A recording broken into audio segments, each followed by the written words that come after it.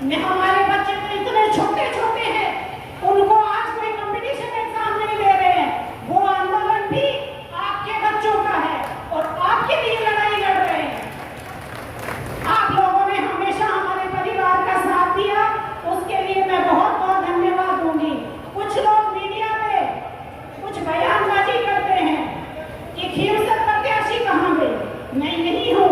अरे मैं तो घर में ही हूँ। आप लोगों को ये पूछना चाहिए कि अब जो 3 दिन से खीरसर का नाम अखबार में आ रहा है, वो नाम जिस खीरसर का नाम देश में सम्मान के साथ लिया जाता था, उस खीरसर का नाम क्यों बदनाम हुआ?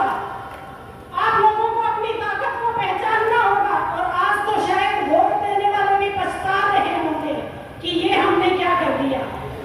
मैं आप लोगों को इतना ही विश्वास दिलाऊंगी, चाहे वो एमपी साहब जब खीरसर के एमएलए रहे हो, चाहे नरेंद्र जी भाई साहब एमएलए रहे हो, हमारे परिवार के ऊपर कोई उंगली उठाने वाला नहीं है। आज के अखबार में मैं पढ़ रही थी, अगर विधायक साहब को इतना पता है तो क्यों प्रेस मीडिया के सामने आके प्रेस कॉन्फ्रेंस क्यों नहीं की?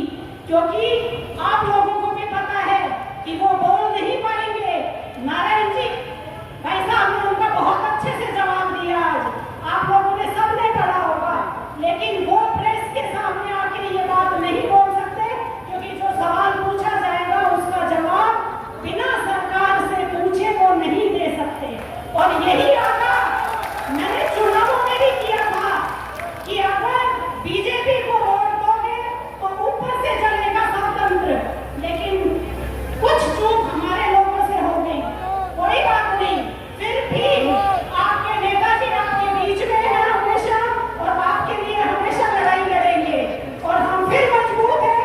आज आप लोगों ने इतनी भारी संख्या में नागौर में आकर प्रशासन के हाथ पांव सुना दिए हैं।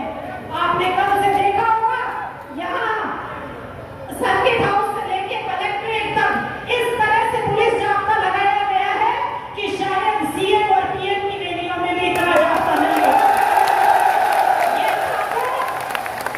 ये ताकत आप लोगों की है। आप लोगों से प्रशासन लगा हुआ है, सिर्फ एक आदमी से नहीं डरता।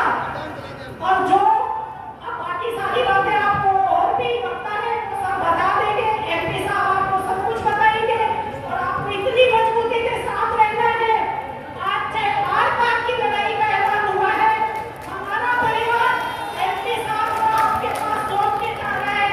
हम आपके पास, मैं, मेरे बच्चे, आज बच्चे भी इसलिए आए हैं कि हमारे मामा आपके बीच में खड़े हैं, आपके साथ खड़े हैं। आपकी जुबान, आपकी आवाज को दबने नहीं देंगे हम आपके बीच में हमेशा रहे हैं। और आज फिर सोचने और डरने की जरूरत नहीं है। हम पूरा परिवार, आरएलपी का पूरा परिवार आपके आगे चलेगा। आप सब लोग कार्यकर्ता है, वोटर है, आपकी हिफाजत हमारी जिम्मेदारी है। इसलिए आप डट के बैठे रहिए। जब तक जो एमपी साहब का आदेश होगा उसका पालन आप लोग कीजिएगा। बहुत बहुत धन्यवाद। राम राम। Thank you.